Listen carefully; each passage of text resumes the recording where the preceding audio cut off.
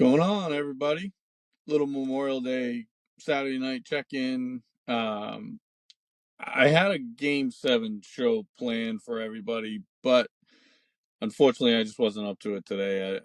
I never got around to calling my buddy, he's a caddy, he's a Miami Heat fan, and it was going to be a fun conversation, but um, my bad. That's kind of why I'm out here back in the car. For those of you that have been here from the start, I kind of called this kind of a making the podcast, right? I have no idea what I'm doing. It's been a blast trying to learn. The few guests that I have had have been so supportive, and I appreciate them for coming on. But just calling for guests and asking for favors and trying to get guys to come on it's kind of been a uh, roadblock is the word I'm looking for. It's just tough for me to do, and you get your head set on one guy, and then you call him. He's like, "I'm busy this week. Call me next week," and you're like, "Okay," and then you just don't move on to the next guy, and then the next week comes, and you forget to call the guy you called last week, and it just kind of snowballs. Um, Combination of that and not being able to play golf, not working golf, it's tough to sit here and rant about being real when I'm not even doing any of it right now. So it's kind of frustrating for me. It's tough. It's been tough. It's been a tough road. So I haven't even decided if I'm gonna, publish this. Basically, what this came to was me. I started thinking about blogging again because blogging felt good. I was kind of able to just kind of have diarrhea of the mouth. It didn't matter if it made sense. It didn't matter if I was pissing anybody off because nobody read it. Nobody read my blog unless I brought attention to it. Um, that's kind of what this was supposed to be, but in a fun way. I was looking forward to having guests. I was looking forward to playing some golf with some people and talking. Um, you know, now now it's like, who am I offending?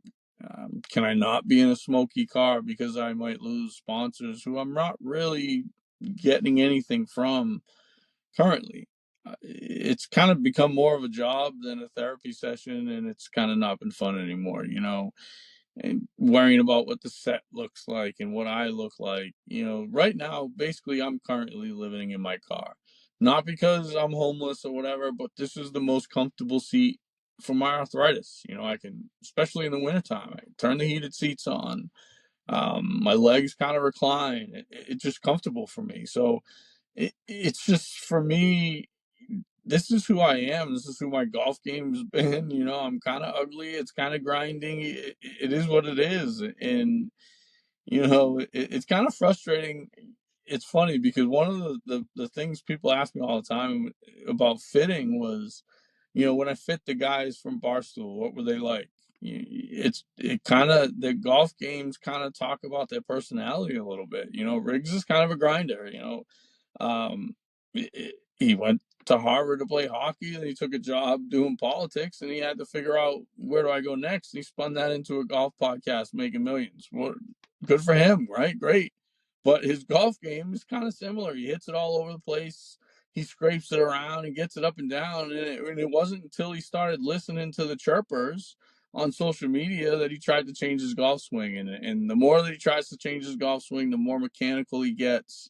And the more mechanical he gets, the more sideways he hits it. He's lost any athleticism in his golf swing, and it's because he's listening to you guys. Um, it's easy to do.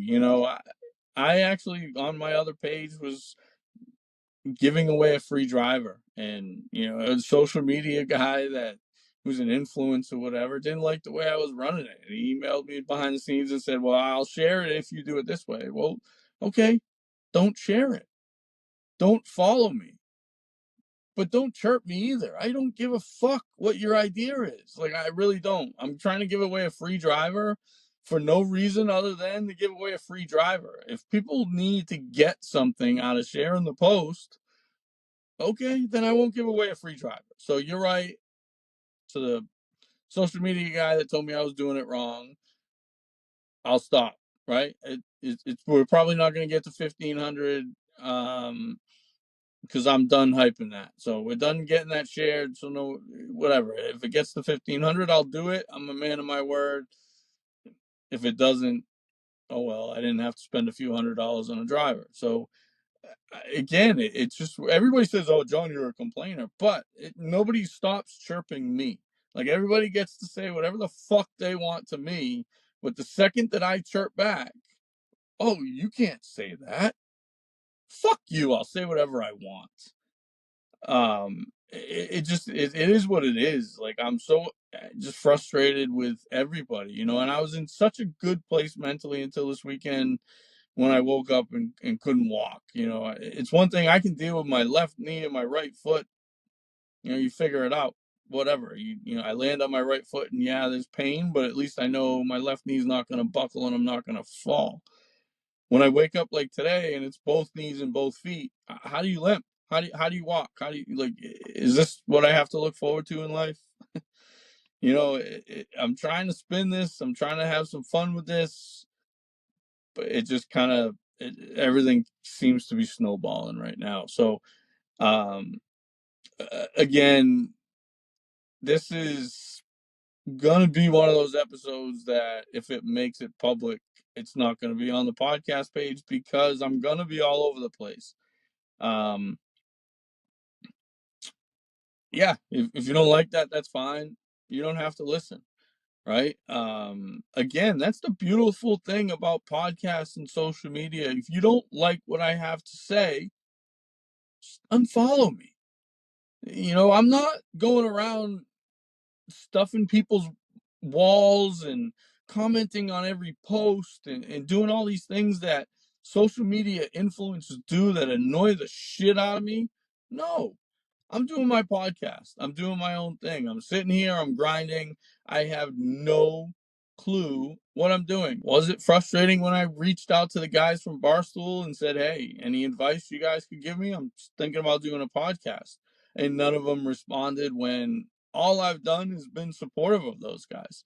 You know, Barstool Fund. Yeah, I mean, yeah, it didn't cost me anything out of my pocket, and I get it. There's only so many fuzzy hats and female leggings I could order from my girlfriend with the PXG money that I had, but I didn't have to raffle off a set of irons for the Barstool Fund.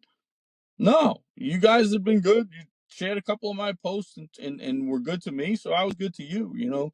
Listen, I didn't expect you guys to come on as a guest, and I don't expect you guys to have a conversation with me. But when I say, yo, any advice, any tricks, any apps, any suggestions on what mic to buy, on what cameras to buy, what to do, how to edit, anything, you know, or even say, hey, best of luck and not even give me advice.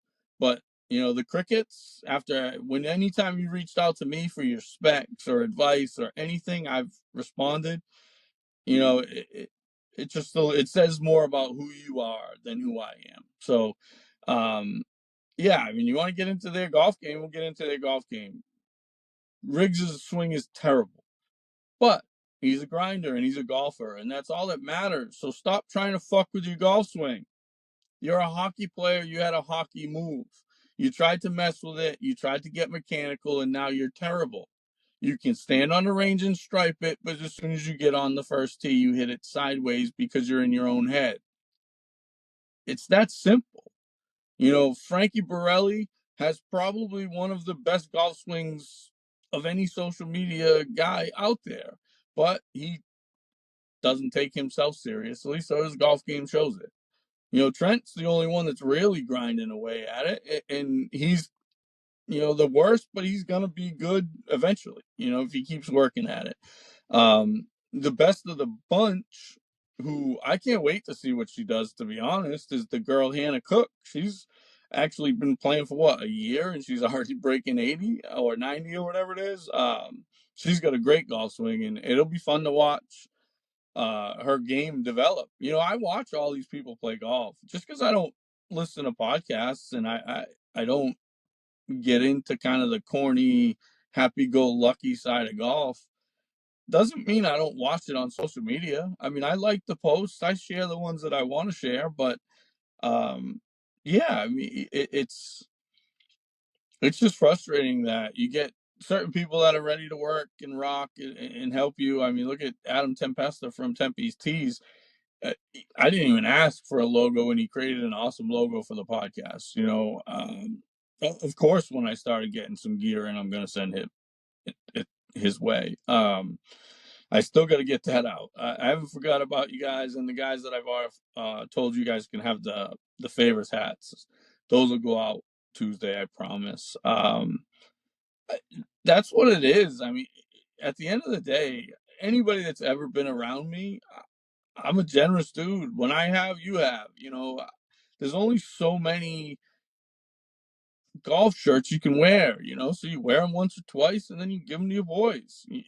It's a little frustrating when your boys that tell you you have an image problem aren't afraid of your image when they accept gifts and invites to fancy golf courses and Johnny, where we playing this week? And hey, I got a guy that needs to get fit. Can you fit him in? It's all good. I don't have an image problem with any of those guys. It's only when I might say something that somebody doesn't want to get next to that I have an image problem. Like the golf professional that's a teacher that was going to come on. I'm not sure. Okay, that's fine. Just say it. John, I think you're crazy.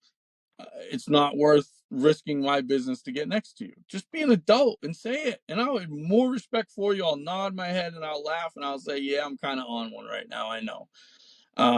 But again, it's like just fucking man up and be real. It's frustrating to me because there's certain things that I just want to say that you have to bite your tongue and you have to be nice about. I posted the LA Golf video about the Scotty Cameron putters, and I couldn't agree more with that statement. Um, back in the 90s when he started with Titleist, it was all hand milled and no inserts and no garbage. And um, now it's just all he's doing is the same inserts a different way. That's it. And then the guy in LA Golf says, um, he just paints him a different color, right? So, but he's getting beat up for going against Scotty, and he's saying people are saying that he has a beef with Scotty. How? Like, why? Just because he says he doesn't like his new putters? I agree with him. I have a Circle T milled face in my bag. It's not going to leave. I'm still a Scotty guy. It just means the new stuff, isn't what he was. That's all. That's all he's saying. He's saying Scotty has stopped innovating. And that's what happens. We get comfortable in who we are and we stop doing things the way we do them. You know, a couple times I've been out with buddies and they've actually kind of gone at the guys from Barstool and been like, oh, they're corny. No, they didn't sell out. They got rich. They did what exactly their goal was. They reached a big enough audience that a company said, okay, we'll pay you X as long as you don't do Y and Z. So it's great, good for them. It seems like they're going a different route, adding rap. It seems like Rap and Riggs kind of want to be the serious ones, and then Trent and Frankie are kind of going to be the comedians on the golf course. Maybe I'm wrong by that, but it's just the vibe that I get. They're trying to reinvent themselves all the time, but now they got to worry about what do I say with gambling and what lines can I cross with Penn. I mean, look at Mincy, the kid. It rapped along with a lyric, slipped, said the wrong thing, and he got canned. Right? It's funny, like everybody has to be so political now. I stay out of politics as much as I can, but it's laughable when I see like local figures trying to be politicians now. I see a local former superintendent of schools running for office in the old Rochester area. If we're going to hold people accountable for their past, how about trying to fight a student at a football game because, and I quote, you're a pussy and a loser for not playing football this year. Okay, Mr. Candidate, by the way, what we found out after the fact was he had a torn labrum in his shoulder and he cared more about basketball than baseball. So when you challenged him to a fight at a football game as a teacher, yeah, not really a role model that I would want in on the school board in my city. So I'm not going to throw any names out there, but most people know who I'm talking about because he just lost. But again, you start getting into politics where you get terrible candidates, and it's like, who do you vote for? Last election, I didn't even bother. Who's worse, Trump or Biden? They're both terrible. What options? What was the movie back with Chris Rock? None of the above. That's kind of how I felt in this year's election. But again, enough about politics, because as I said many a times, I don't even listen to the Golf Channel when Brando Champley's on, because it's now become a political rant, and I can hear and find that anywhere. Um, Again, this is kind of gonna be me a little all over the place tonight. I just kind of wanted to come out here and vent, and I don't even know if I'll post this, where I'll post this. I don't know, maybe I'll do a couple sound bites and some clips out of it, but um, I got to get back to venting, and whether I do it here or whether I do it with the blog, I just have to get back to not biting my tongue. I did it for 25 years. Um, that's the thing in the golf business. You always have to smile. You're always having to be friendly and listen to complaints all day long, right? All we do in the golf business is listen to members' complaints. That's 90% of our job. And if we don't do our job properly, we get used car salesmen that make statements like golf pros are replaceable and I can find a new one tomorrow. Well, I mean, if that's the case, just hire somebody for $15 an hour, do the job yourself, and stop being an asshole to anybody you hire. It's pretty bad. Like, you look at golf courses that just rip through staffs, and then you wonder why they rip through staffs. And unfortunately, most of the time, guys are worried about their next job or what their reputation is going to be if they tell people why they left. So, you know, we can only speculate most of the time, but, you know, you hear it from multiple sources over and over and over again. And now I'm on to like 5 or 6 that have used the quote it's funny because the only other time I've heard it in the golf business was at my last employer, and they said it about one of the owners. Always thinks he's the smartest guy in the room. When you start hearing that, anytime um, there's issues behind the scenes, or you start seeing staff, a revolving door of staff, it's there's usually a reason, and there's usually a cancer. And I know where mine was at my former club. There's actually a couple, but it's sad, and it's telling, because it's not just my former club. It's my former employer way back that is now a different name. Used to be privately owned. I mean, used to be member owned. Now it's privately owned, and it's part of a network. And from what I understand, they're actually doing a pretty good job. The members are actually pretty happy. A lot of the changes that they've made didn't kill the golf course too much, so they're happy with the change. But it's not like it was. I mean, that second year that I was there, when who was it? Why am I drawing a blank? Oh, I'm sorry. The superintendent that came from Pleasant Valley. I don't know why I'm drawing a blank right now, but that second year when they hosted the Mass Am qualifier, that place was just immaculate. The greens were the best I've seen around for that one year. Um, so you see the morale change, and you see the vibe at clubs change, as the conditions of the golf course change. It starts with the golf course. If the golf course isn't what it should be, the morale of the membership isn't what it should be. Um, you get these golf courses that complain about um, ball marks not being repaired, divots not being replaced, bunkers not being raked. Well, that reflects attitude, and attitude reflects leadership. It's just it is what it is. People say, "Why do you keep harping on your former club?" And it's well because you guys keep texting me. you know every day it's somebody or something, and it's this they you'll never believe what they did here. And then yesterday I went down to another former club that Memorial Day weekend used to be one of the busiest weekends of the year, but because the high handicappers won every tournament for the past 15 or 20 years down there, because it's not fair that good players win all the time, they manipulated handicaps so bad that now good players don't have a chance and they don't play tournaments anymore. So all the tournaments in the entire area, except for one, have kind of become shit. And even that one, it's good, and I'm not going to ever take anything away from it. But again, some of the things I've heard about behind the scenes with, golf pros trying to help with hole locations and being told to stay in their lane, help pick tee gifts, being told to stay in their lane.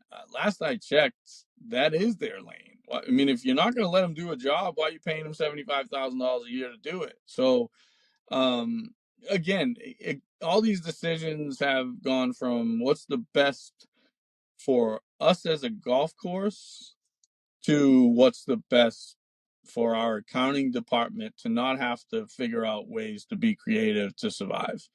I've heard from several chefs now that when they interviewed for the chef position there, that one of the things that were hopped on were food costs, food costs, food costs. Well, you don't have a food minimum. These guys are spending their minimum on carts and Snell golf balls.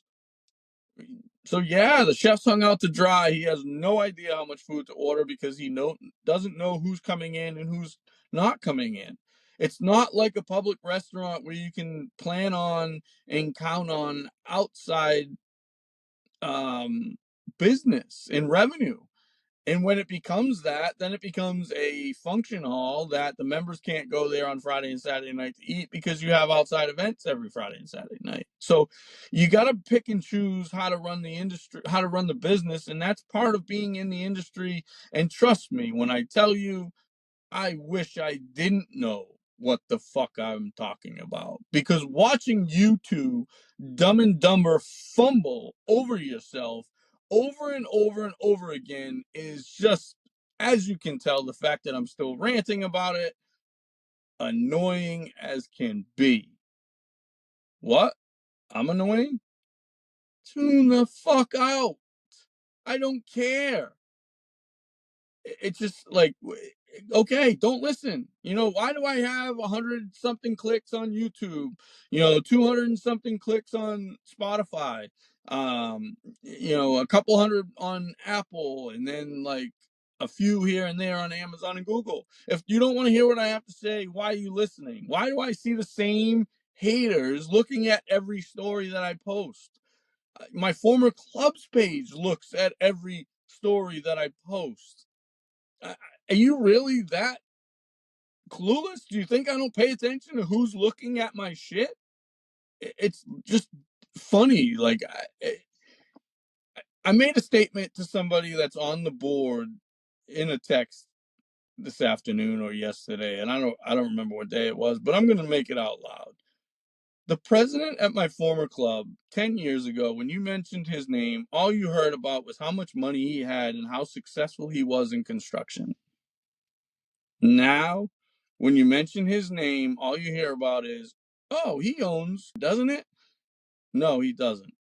Yeah, that's what I heard. No, I'm a member there. We own the club. But yes, he is the president. Why? What do you have to say? Oh, it's a shame what's happened to that place. That place used to be immaculate. I know. It sucks. Right? But then when you say something, John, if you don't like it, you can leave. Okay, you know what? My girlfriend told me you say that all the time, nonstop, to anybody who has anything to say. The vice president said it to me when I told him the Greens suck because he asked my opinion and I gave him my opinion. And then the president called me after I turned in my key because the golf professional said the same thing to me. If you don't like it, you can leave. Okay, awesome. I'm out. Here's my key. How much credit do I have? Let me spend it. And I'm gone. I wake up the next day and I know how shady they are. So I say, all right, no way am I going to leave an outstanding balance. First thing I did, open the balance, try to pay it. Oop, my member number doesn't work. Magically, that day, my member number didn't work. So I call the president. Mr. President, I'd like to leave. Why? All you do is complain. Why can't you just be happy with what you got? Because it's not even close to what I'm paying for. You know, I'm not asking for a fucking Bentley. I'm not even asking for a Mercedes. Give me a good solid Chevy.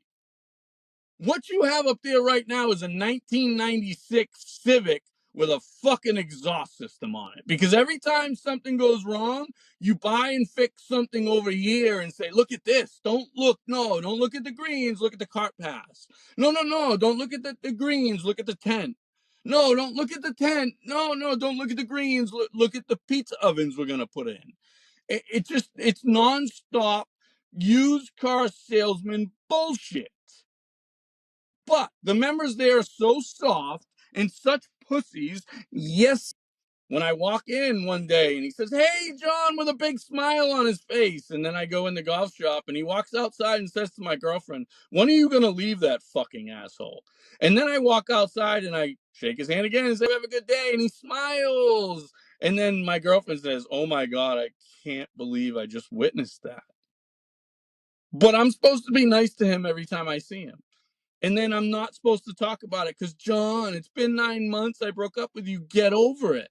Well, okay, I'm getting over it, right? By calling out the people that you used to call out. But now you're a groupie. So when I call you out and I call them out, you can't say that. Well, guess what? Yes, I can. You know, Taylor Swift didn't get rich singing about fucking cupcakes. She sings about her exes and her life experiences. So if you guys think I went in hard on her, you have no fucking idea. So enough about all of them. Let's get on to the Celtics game 7.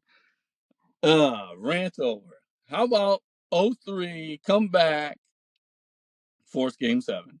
The tip in from Derek White is going to go down, and he's not Larry Bird, so he's not going to get the hype, and he's not going to get the love of Larry Bird and the Pistons play.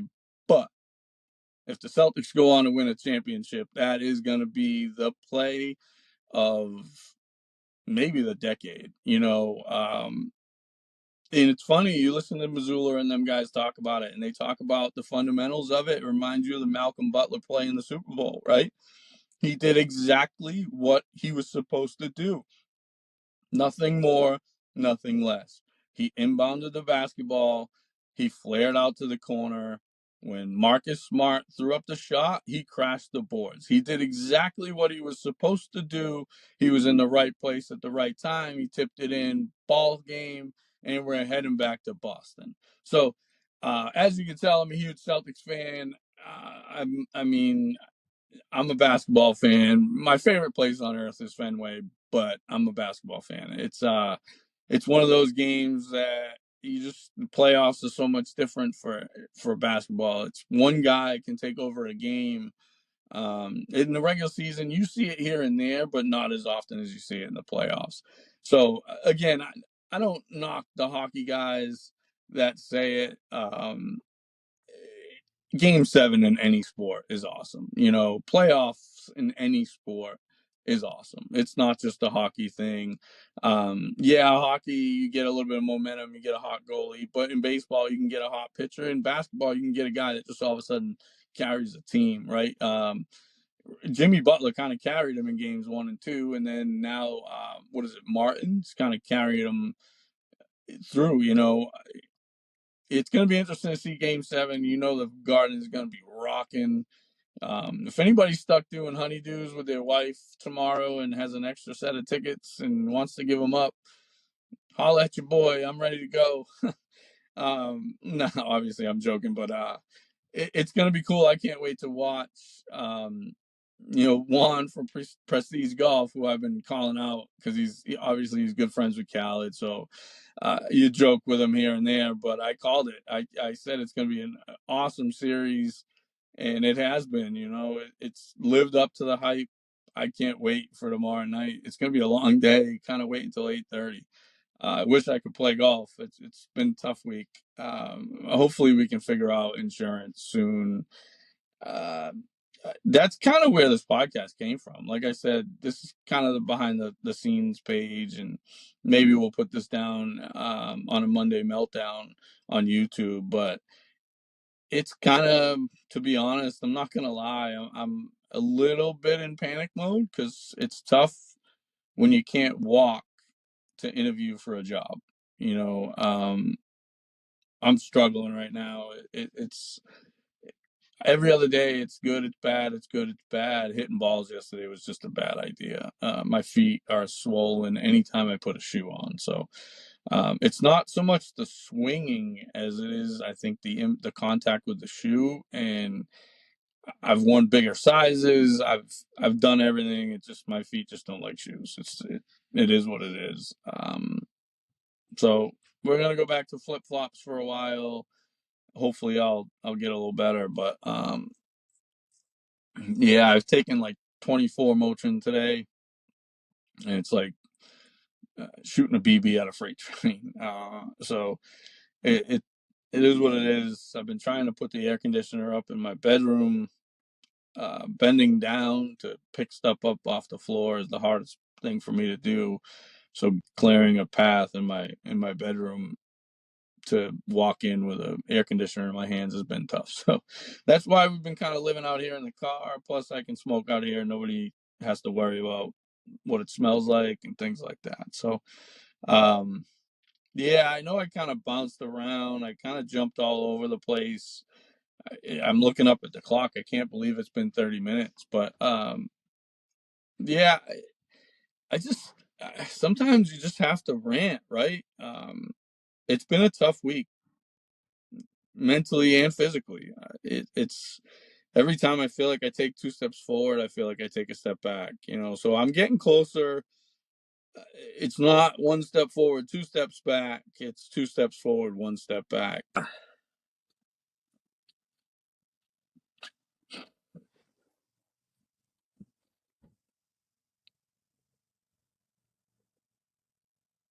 I had a little contact issue I had to fix. What I was saying was it's tough. I'm 45 years old. The only thing I've ever known is golf.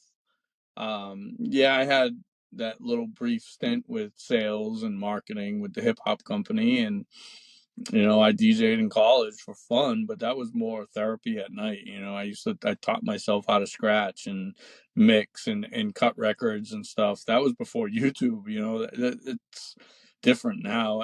I actually thought about doing that again, just for like, kind of fun and a hobby, but it's one of those. I didn't want to learn how to do Serato and all that stuff, and now that I'm into the podcast thing, I probably should have just DJ'd because it's um, almost just as complicated or as easy, depending on which way you look at it, which way you think about it. But yeah, it's been a frustrating week, physical wise. I'm just, it's like the days that I feel good, I want to try to do something, but I know if I do too much, I'm going to be miserable for a couple of days. So it's like, do I want to go hit a basket of balls today? Yes.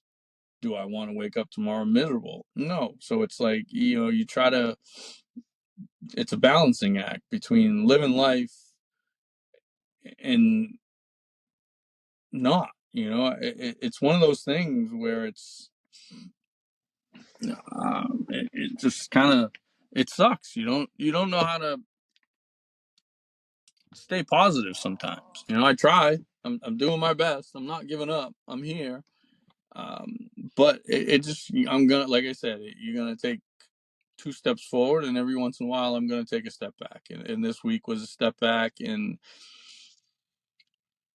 I think this is helping. I think getting this off my chest and just venting, and it's back to what it was with the blog, and it felt good. And again, I don't know where the podcast is going to go. I got to make a decision this week.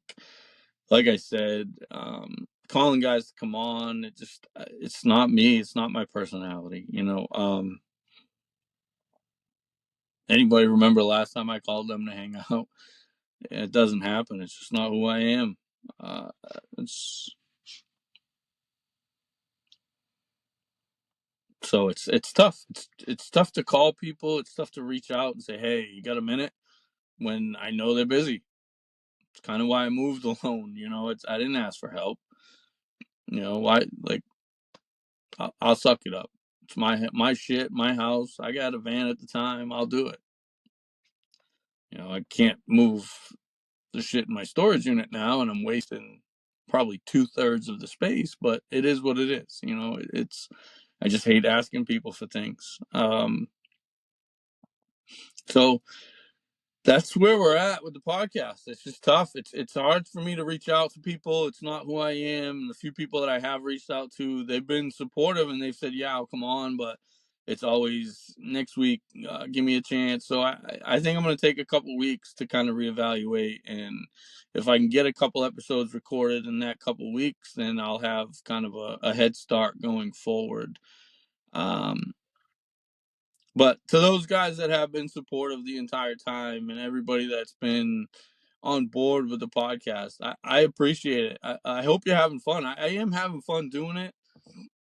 Not a lot of guys tell the whole story on the golf podcasts. It's all sunshine and games to them, and they don't realize how hard it is. And they don't talk about the divorce rate in the PGA of America. They don't talk about the alcoholism rate in the PGA of America because it's not fun to talk about, and people are too afraid to ruffle feathers and too afraid to offend people. Well, guess what? Everybody says I'm an asshole. It's about time I start giving them reason. If you don't like what you hear, tune out. Or you're gonna be a hater and you're gonna follow. I mean, I don't get it. I just don't understand. I don't know. It's just like I said. It's been a rough, confusing, frustrating, painful week. So at least I got something to look forward to tomorrow. Celtics game 7.